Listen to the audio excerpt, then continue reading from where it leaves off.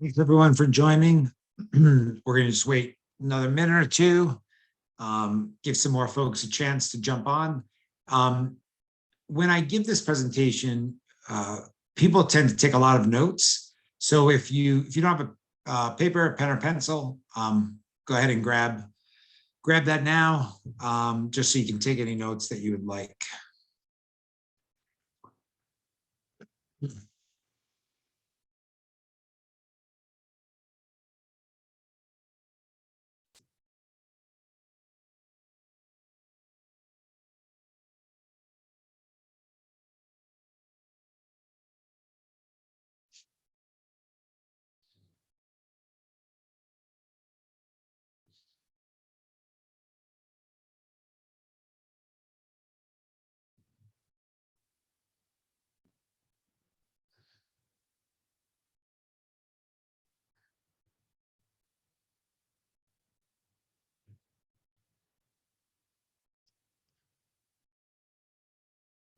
And yes, my co-host Leslie just put in the chat.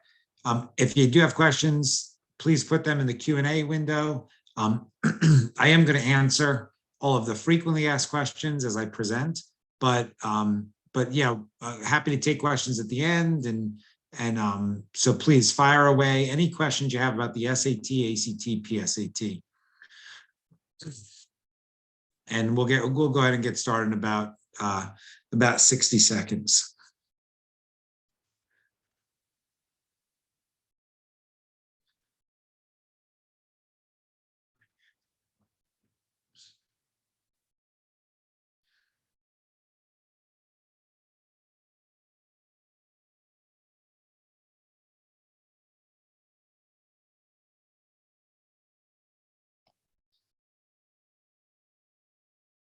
Okay, yeah, so let's go ahead and get started, everybody.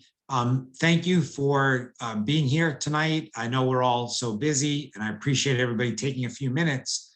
I've presented for NSHSS families many times, and so I'm confident that everyone will learn something tonight and be a good use of everybody's time. So I always like to start off with just a little bit about me. If you're going to be listening to me for a few minutes here tonight, nice to know something about me. So I grew up right here on Long Island in New York. I went to Princeton University. I did the Princeton teacher preparation program, which was kind of a cool, almost like a way to double major at Princeton. I had my regular psychology degree, but I also graduated with my teaching certificate. And I came back to Long Island, and this was 1998. My dad said, we have a lot of students here at the school where I teach who are not doing well in the SAT and ACT. Maybe you could help them. And so I started tutoring students, and not only on the SAT and ACT, but just really with any academic subject. And what I found very quickly was students were scoring so far below their potential. A lot of students didn't know any tricks or strategies or techniques. And in just an hour of working with them, you could just see the light bulb going off in their head. And at the end of the hour, they would say, thank you. The parent would say, thank you. The parent would say, would you like a chicken cutlet Parmesan hero? I was like, yes, please. And then when parents started offering like warm chocolate chip cookies, I said, that's it. I'm going to do this all day, every day, earn as many cookies as possible. And so for the last 24 years, that's really what I've been doing, is just helping as many families and students as possible navigate this process of doing well on the SAT, ACT, PSAT, and also just being more successful academically. I also want everybody to know that I'm not somebody who's sort of pie in the sky and unrealistic. My household has been just as nutty as all of yours. My wife and I have twins who are in 7th grade now, so I'm not that many years behind as far as college admissions go. That's my son, Jonathan, my daughter, Julia, and my wife, Allison, who's a speech pathologist, New York City Department of Education. So everything I share tonight will be coming from the lens of somebody who's been through these last couple of years, with kids at home, and all the challenges that we've all faced. But giving you advice tonight that that is practical and that will make a difference. So one last thing about me, I did sit and take the SAT a few years back. The local newspaper here on Long Island, Newsday, ended up having I wrote an article and they ended up publishing it, and they titled it "Old Guy Takes the SAT." So it was my experience taking the SAT as an old man. And people say, well, what did you get out of that experience? And one thing I got, it was just a reminder of how stressful and how anxiety producing this whole experience can be. And people say, well, how do we help students with that? And the answer is just a little bit of practice and repetition goes a long way. And so if a student's stress level about this whole college admission process is, let's say, a 9, we can get it down to a 6 or a 5. No one's saying we're going to get it down to a 1, but if we can lower the stress level and anxiety level by just giving students effective strategies, effective preparation, that can go a tremendous way as far as a student scoring higher. So yeah, so that's just a little bit about me. And now let's jump right into the topic for tonight. Why you should take the SAT, ACT, PSAT, even if it's test optional, or I guess I should say, even if colleges are saying that they're test optional. So the primary reason is a pretty simple one, which is even though colleges are saying that they're test optional, that you're not required to submit an SAT or ACT score for admissions, more data is coming out that's showing that students who do submit scores are more likely to be accepted than students who don't submit scores. And so for a lot of people, they're kind of like, yeah, duh. Colleges are saying, like, you don't have to submit a score, but if you do submit a score, we will take that into consideration. And so it's kind of like follows logically. If you have 2 students and they're similar in many respects, one has submitted a very strong SAT or ACT score, the other student has chosen not to, that if the college is evaluating a student holistically, that's just another feather in that student's cap, right? So just to give a couple of examples, so the data came out from Boston College recently. The percentage of applicants who submitted scores and were accepted was 22%.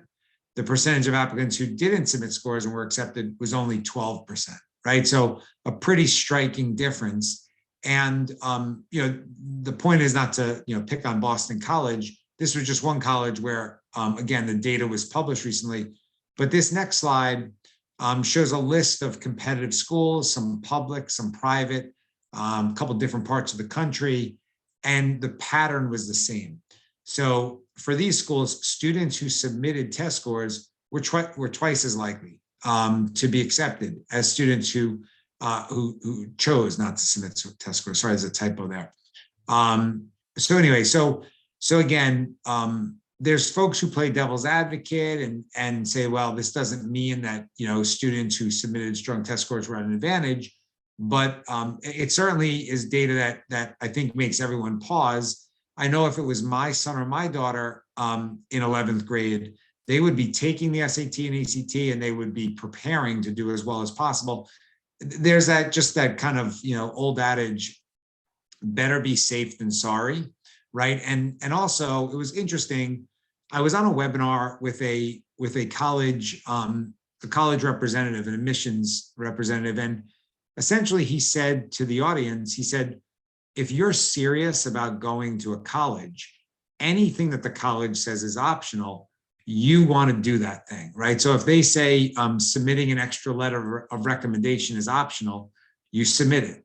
If they say, visiting the college and demonstrating interest is optional, you do it, right? You're trying to give yourself every advantage. I mean, in some respects, you could say every part of the college application is optional, right? It's optional to do extracurriculars. It's optional to take strong classes. But of course, by taking the strongest classes possible and by participating in extracurriculars and taking leadership roles, those things give you an advantage or make your application stronger. So essentially, you want to do anything that's going to make your application stronger. And that's kind of what this college representative was sharing. And it just struck me as very common sense advice. So a second reason for taking the SAT or the ACT, every college accepts either one. Every college, it's not like colleges prefer one over the other. Whichever test you do better on, you can submit that score. There's no preference between the two. So students who submit strong test scores often earn a larger academic merit aid package.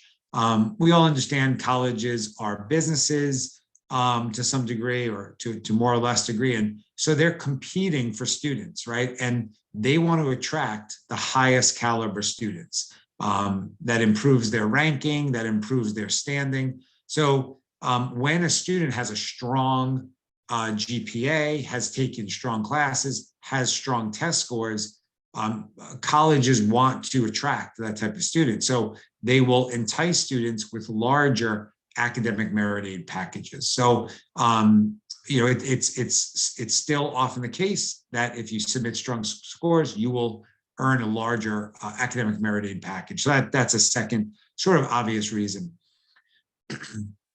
Now, there are still many competitive, prestigious schools that do require SAT or ACT scores. So you see, I've listed a few here: MIT, University of Florida, military academies, North Carolina system just announced they would be requiring scores again. And then University of Georgia and that system, and Georgia Tech. So anyway, so this is another reason that I ended up applying to 11 colleges. I did that because I knew that there were many, many colleges where I would get a great education, have a great experience. So as you're narrowing down your list of colleges, again, it's that kind of better be safe than sorry, that you may end up wanting to apply to a school that does require scores. And so if you've taken the test, the SAT or ACT, and you've done well, then you can apply to those schools rather than having to maybe take the SAT or ACT last minute. So this is probably my favorite reason, in the sense that the reason I got into tutoring for the SAT and ACT in the first place is I enjoyed the fact that I was helping students with reading skills, grammar skills, math skills that they were going to need for college and for the rest of their lives. So to me, it was never just about beating a test. I would teach students, and I would refresh their memories or reinforce things they'd already learned.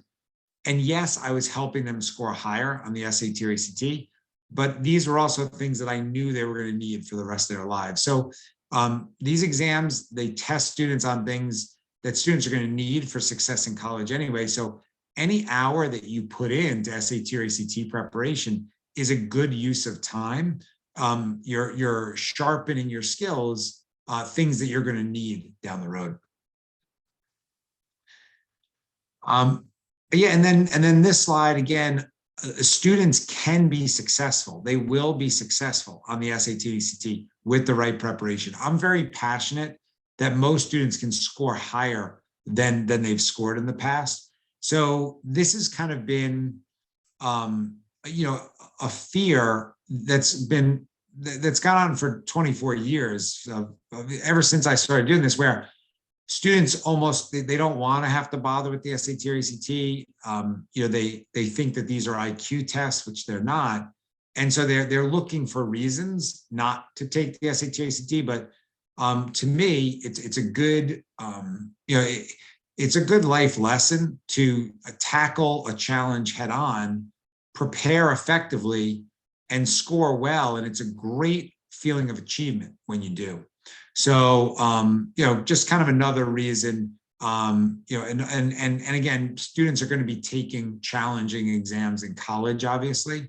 So the more experience students have of being successful on challenging exams, the better. And this way, when they get to college, they're prepared for that. Okay, so, those were some of the reasons. And then parents always ask me, and families and students always ask me, like, what are some things to know about the SAT, ACT, PSAT if I am going to be taking these exams? And so if you only remember one thing from this presentation about the SAT, ACT, PSAT, I want it to be this. These tests are highly predictable. They literally test students on the same things over and over again. because they're so predictable, it makes sense to prepare for them, right? If we didn't know what students were going to be tested on, then preparing wouldn't make a difference. But we know exactly what you're going to be tested on. These are such repetitive tests. So to prepare is warranted. So our goal is very straightforward and it's very realistic. I want to help everybody on this call use higher SAT and ACT scores to get accepted to more colleges, have more options post high school, and also to earn a larger academic merit aid package. So those are our goals. They're very achievable goals. And of course, they're very important goals. So this is another great fact or data point that I joked that if you only remember 2 things from the presentation tonight, have this be the second one. If a student gets just one more question correct on the SAT, how many points does his or her score often go up by? And the answer is 10. And when I share that with parents and students, especially students, you can see their attitude start to change. Because here's the way I like to say it. If you just get 5 more math questions, 5 more grammar questions, and 5 more reading questions, that's a 150-point improvement on your score. And I'm very passionate. Every student can do that. Every student can learn to get 5 more math, 5 more grammar, 5 more reading, and increase their score 150 points. And on the ACT, the news is just as good. If each additional question you get correct raises that part of your ACT score by a point. So if you get 3 more English, 3 more math, 3 more reading, 3 more science, that's a 3-point increase on your ACT score, which is a significant increase. So these are tests that you can make a very significant difference in your score. I'm going to just let me just answer these first 2 questions. Thank you, Nancy and Elizabeth, for throwing some questions up. And again, I encourage everybody to fire away, and I'll get to the questions when I can. So Nancy asks, does the statistic hold true for colleges that aren't as highly competitive as those listed? That's a great question, Nancy, and it's a case by case. Now, my suspicion is that the answer would be no, right? That most colleges in the country are not very competitive, right? The admissions rates are pretty high, but it's a very good question, and so it is case by case. And then Elizabeth says, where can I get free ACT practice? And so if you go to act.org or actstudent.org, they have some free practice there. And I think they might have a link to a partnership that they have. So 2 good questions. Thank you both. Okay, let me see. Answer live. Yeah, good question. If one of the questions is wrong, if you get a question wrong, does that mean you go down 10 points? So the answer is yes. And here's the way I like to say it. Let's say a student scored a 1060 on the SAT. If that student got just one more question correct, often their score is now a 1070. But if the student got one less question correct, then their score will go down to a 1050. So you get a raw score, and then that raw score is translated into a scaled score. And so on that scaled score, often one question makes a 10-point difference. Yeah, it's a good question. Okay, so I'll go ahead and put any other questions in the question and answer that you'd like, but I'll go back to the presentation now. So a couple of just data points. National average on the ACT is a 36, or excuse me, the maximum score is a 36. The national average is a 21. So when people ask what's a good score, anything above a 21 is above average. For the SAT, the maximum score is a 1600. The national average is about a 1060. So anything above a 1060 is above average. And so, there are different benchmarks like on the SAT, a 1200 is considered a benchmark. That's obviously way above average. So that's an excellent score. Will get you accepted to a lot of schools and often some additional academic scholarship money.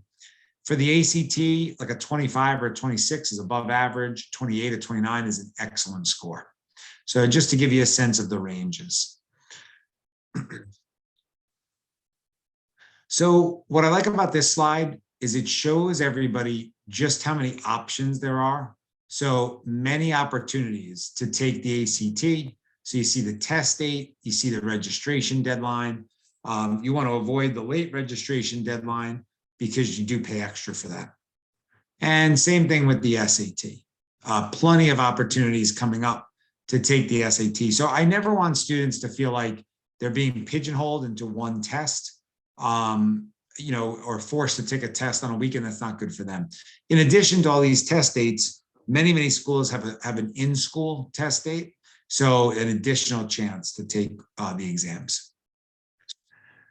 So this slide is very important. Certain SATs and ACTs have a massive advantage. You pay an extra $20 and they will show you the questions that you answered incorrectly. So you can actually learn from your mistakes. So a lot of people take a screenshot of this slide. Go ahead and take a screenshot if you'd like. So for the SAT, they call the service the question and answer service. They make it very prominent when you register for the SAT. And you can still order the service after the fact, even after you take the SAT. But here's how I like to explain it. Imagine taking a 4-hour exam, getting a score you're not completely satisfied with. No one tells you what you did wrong. And then somebody says, go take that exam again.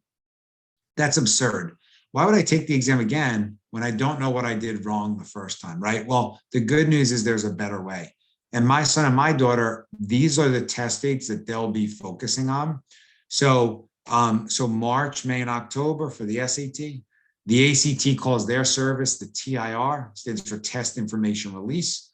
When you register, you look for that box, you check the box, you pay it. It's about an extra $20, and they send the entire, or I should say it's displayed online. You can see every question, you can see the questions that you answered incorrectly.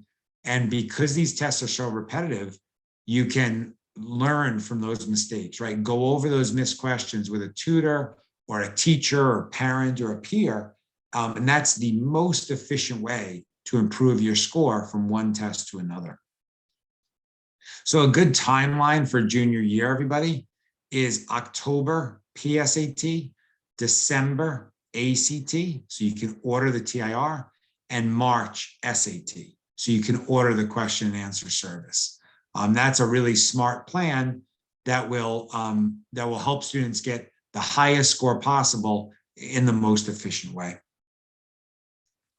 Yeah, so we've kind of covered this already. Heard that schools are test optional. Can you clarify? Test optional means if you submit a score, we will take it into consideration, but you're not required to submit a score. Yeah, so this slide is very interesting for two reasons, everybody.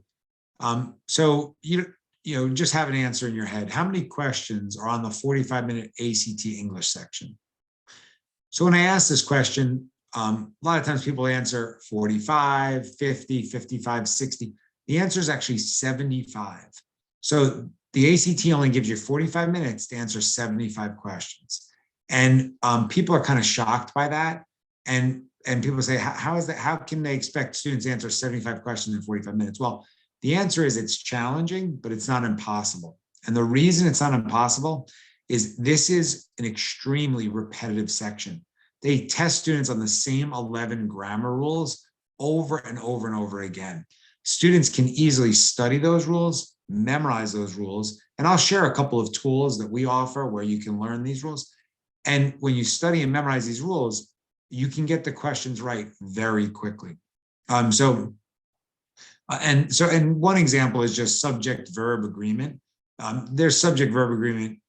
There's multiple questions on the SAT and ACT. So when you know you're going to be tested on that, and there end up being like 3 or 4 of those, not only are you going to get all of those correct, they're not going to take you long at all because you know what you're looking for. And that'll free up time for the other questions.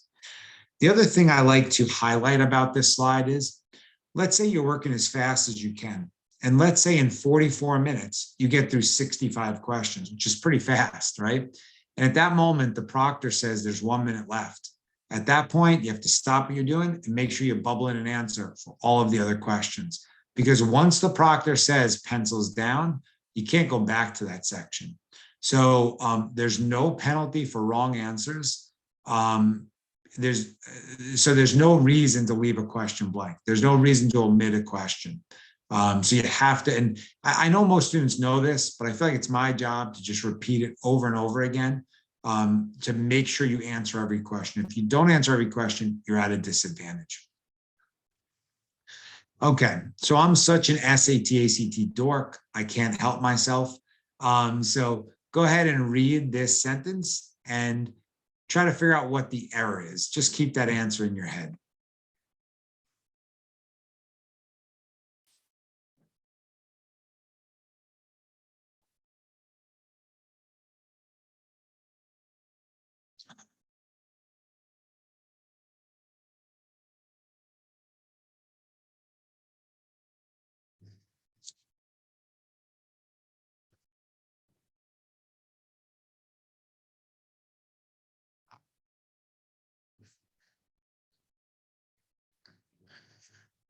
Okay, so before I reveal the answer, just make sure you have an answer in your head. It's more fun. So where's the error? Well, the error is the congressional panel issued their findings. No, it would be the congressional panel issued its findings. And so when I go over this, people say, well, wait a second, it's a panel, it's a group of people. So since it's a group of people, there is correct. But of course, it's just one panel. It's not panels. It's a singular subject. So when you have a singular subject, you need a singular pronoun, it's. And so this is why people have, for years and years, said that the SAT and ACT are full of trick questions, because something like this does trip up a lot of students. And that's why the SAT and ACT ask this type of question every single time, because they know it's going to confuse, trip up some students. And again, what's crazy to me about this is if you just know to look for this one thing, you might get 3 or 4 more questions correct just from knowing one thing, right? So you're getting 3 or 4 for the price of one. And preparing for these exams, it's full of stuff like this that any student can understand in a pretty short amount of time. They just need to be exposed to the right stuff. Okay. All right. So I've shared a lot of information. And at this point, people say, okay, well, what's the next step? How can I improve my score most efficiently? One of the things that NSHSS and my company Method Learning have partnered on is we offer this program called Methodize, and NSHSS families get a 25% discount off the cost of this program. The program is normally $250. You only pay that one time, so you have access through graduation. But for NSHSS families, again, it's 25% off, and I'll share that discount code in a second. So the program is extremely simple to use. You see the green button there. Students just follow the green button. They learn every trick, every strategy, every technique, everything they need to know to do well on the SAT and ACT. That, by the way, the price that I just shared is you get access to both SAT and ACT. Now, this program is highly effective. Students who use it go up 150 points on the SAT, 3 points on the ACT. We know this program it's effective. We know it's worked for a long time now. It's just a matter of students going through, but we've turned it into very short activities because that's how humans learn best. And B, that makes it realistic that a student will actually make progress to the program. So it's short chunks of time, and it's every lesson has an audio component. We all learn more effectively when we hear things out loud. So students are listening to the teacher, walk them through the lesson. Then they're practicing on questions because we all learn by doing. And then each time they complete a question, a video plays. And it's a tutor or a teacher walking them through how to solve that type of question and going over the underlying concepts and the underlying strategies. So that's why the program is so effective. And so this is an example of a lesson where, again, we have an audio component to every lesson. So students are listening to the teacher while they read along. Here's an example of a practice question. You get immediate feedback. You're told if you're right or wrong. And then here's an example of a video explanation where students are watching the teacher, watching the teacher's hand, listening to the teacher's voice as he or she goes through how to solve this type of question. And of course, the teacher saying, if you ever get a question like this moving forward, here's how you handle it. In addition, a part of the program is there's a diagnostic for the SAT and the ACT. So you can get a quick sense of where you stand and get an accurate sense of maybe which tests would be better for you. And then you're also included in the program are 4 full-length practice exams. So 2 full-length SATs, 2 full-length ACTs. And then there's also a vocabulary builder feature of the program. So students can quickly and easily improve their vocabulary, which not only is going to help them score higher on the SAT and ACT, obviously, but having a strong vocabulary is important for high school, college, and beyond. So this is just another feature of the program. You can quiz yourself on words, and the program keeps track of the words you've missed and keeps track of the words you mastered. So again, this is just kind of a screenshot of the program with the cost, $250. And then this is, so I put this in the chat. Let me just put this, see if I can just recopy this just to be on the safe side. Share this with everybody. So I just shared in the chat, everybody, and I'll share it in the Q&A as well. This is the URL to get to the NSHSS discounts page. So NSHSS families get discounts on the self-paced program, as I shared. On our tutoring, we do a tremendous amount of private tutoring. Obviously, most students benefit most from working with a tutor for 1 hour, so they can just go over the questions that are giving that particular student trouble. And then we have classes as well, and NSHSS families are entitled to discounts on those classes. Yeah, we kind of covered this already. If you get a question wrong in the SAT or ACT, you lose how many points? The answer is 0. So again, make sure you answer every question. What are the differences between the SAT and ACT? This is a very frequently asked question. So the answer is, on the SAT, 2 of the 4 sections are math sections. On the ACT, only 1 of the 4 sections is a math section. So for students who are stronger in math than they are in English, they may prefer the SAT because half of their score is going to come down to how they perform on the math sections. If students are stronger in English than they are in math, they may prefer the ACT because 3 of the 4 sections are going to come down to how they do on the, so there's the ACT English, which is really just the grammar that we talked about earlier. There's the ACT reading, where they give you all the answers in the passage. You have to go back and find those answers. And then there's the ACT science, but it's actually called science reasoning because they're not testing you on memorizing science facts. There's a chart or a graph or a table. You're asked to pull information off of that graph or chart or table. So again, in a sense, it's a reading comprehension section. One of the difference between the 2 exams, on the SAT, you get more time per question, which is appropriate because the questions are a little bit more involved. The ACT, you get less time per question. And again, that's appropriate because the questions are more straightforward. So both tests are difficult to finish in time, but the ACT is even more difficult to finish in time. Yeah, so this is a frequently asked question. How much time should I put in each week to prepare for the tests? The answer is, if you put in 2.5 hours a week, which is a very realistic amount, if you do that for the 10 or 12 weeks leading up to your SAT or ACT, that's going to make a tremendous difference on your score. So again, you can jot it down, 2.5 hours per week. Everybody has time for that, and it will make an enormous difference on your score. You'll score much higher, you'll be accepted to more colleges, and you'll earn larger academic scholarship money. So yeah, as far as a plan, using Methodize, the program that we discussed, taking one of our classes, and then also our private tutoring. Those are the 3 primary ways that students get the best score possible in the shortest amount of time. And yeah, so for parent students who need something in addition to the web-based program, we offer many class private tutoring options. Again, I put that URL in the chat. And here's my contact information. Parents like to reach out to me to either just schedule a consult where they can talk about give me some information about their son or their daughter, ask me what I think is the best plan. I answer any questions they have as far as from an academic standpoint.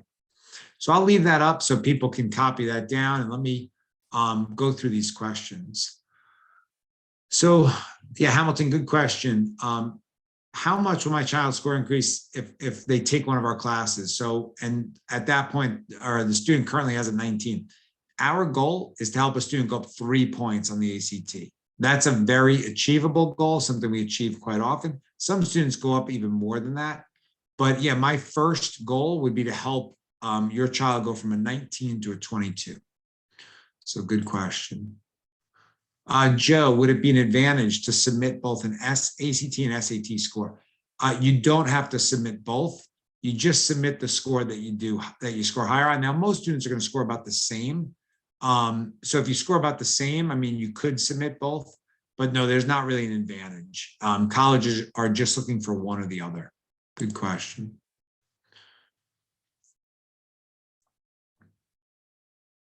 Yeah, great question, Ken. Let's say we don't get our desired or great SAT or ACT score required for specific colleges, but the college has test optional. Would you still send the scores? So if your GPA is extremely high and the college has very, very high average SAT or ACT scores, and the SAT or ACT scores don't come in as high, then I would not submit those scores, right? As kind of a strategic thing. So good question. On the other hand, if my GPA was a little lower and my SAT or ACT score was higher, then of course that's where you definitely would. But that is a very specific question, Ken, that I would definitely discuss with the school guidance counselor. And you can even go online and kind of Google some stuff. But yeah, that would be the short answer to that question. Good question. Yeah, Sherry, is it better to leave a question unanswered? No, and you probably I know this is a question from much earlier, but answer every single question. Yeah, Kenya, good question. Dates for the PSAT. So they're actually the PSAT is offered in many times throughout the year now in different places, but October is the primary date that traditionally that's when most students have taken the PSAT, in October.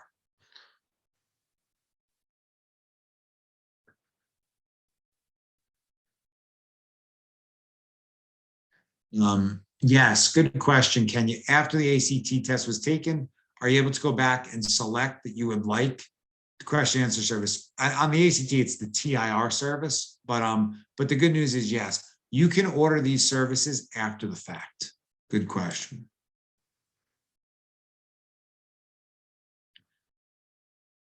Okay, good question. If a student gets time and a half, can we program the practice test on our platform to reflect the increase in time allotted? Yes. So yeah, so you see my email there on the screen. If you purchase the program, just send me an email and just ask, and I'll set the timer to time and a half. So yes, we can do that. That's a feature of the program. Yeah, good question. How many practice tests? So in my platform, Methodize, there are 4 full-length practice exams and 2 evaluation tests. And as far as how many months the students can access Methodize, the answer is through graduation. We do not turn off access. That's the nice thing. Once you purchase the program, even if you purchase it for an 8th grader or 9th grader, you have access through 12th grade.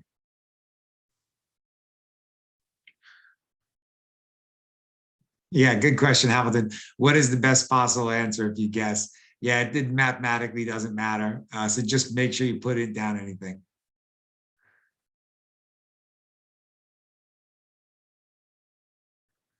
Yeah, good question here. So in my case, my GPA is pretty high, but my school is very competitive. My class rank is pretty, middle sort of the road.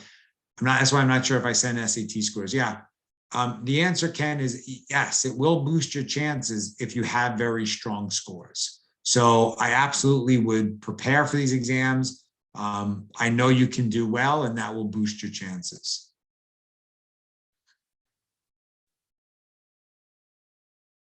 Would I say that IB diploma content is similar to the SAT? No, not necessarily. IB diploma content it can in some ways be different. So good question there. Yeah, student took the ACT twice and kept getting a 27. Is there ever a time when you would stop retaking the test? Yeah, I mean, I wouldn't take the test more than 3 times, but make sure that she's preparing effectively. And that might be something for you and I to hop on a quick call, discuss what she's done in the past. Maybe there's a slightly different plan that will help her score higher.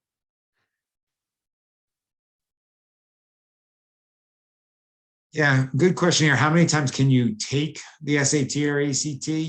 The answer is you can take these tests as many times as you need to. So I never want students to feel like it's do or die, it's their last chance. You can always take the test again if you have to. Yeah, Pablo, good question. Is performance on the PSAT a good indicator for SAT performance? The answer is yes. Your performance on the PSAT, your score on the PSAT is a good indicator, but you can score much higher. I never want a student to feel like that score is set in stone. If you put in preparation and time, you will score much higher on the SAT than you did on the PSAT. So yeah, the PSAT is a good indicator at that moment, but the scores can go way up from there. Yeah, good question. Is it a good idea if I take the SAT or ACT in your last year of high school, or is it useless? No, would it be useless? You may be able to use that score again for scholarship money, or if you're applying to a school, a year down the road. So no, that would not be. It would be useful. Yeah, good question. Colleges see all scores if a student takes it many times.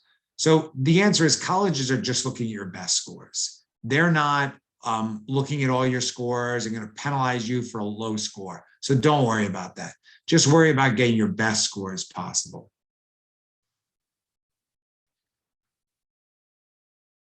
Yeah, like in this case, student GPA is 4.3, ranked number 1 in their class. SAT not so great. In that case, I wouldn't submit the scores to a school that was test optional. Yeah, that's a good question. I don't know about that one, Elizabeth. Good question there. Okay, well, I really appreciate everybody's time. I know we've been on for a long time.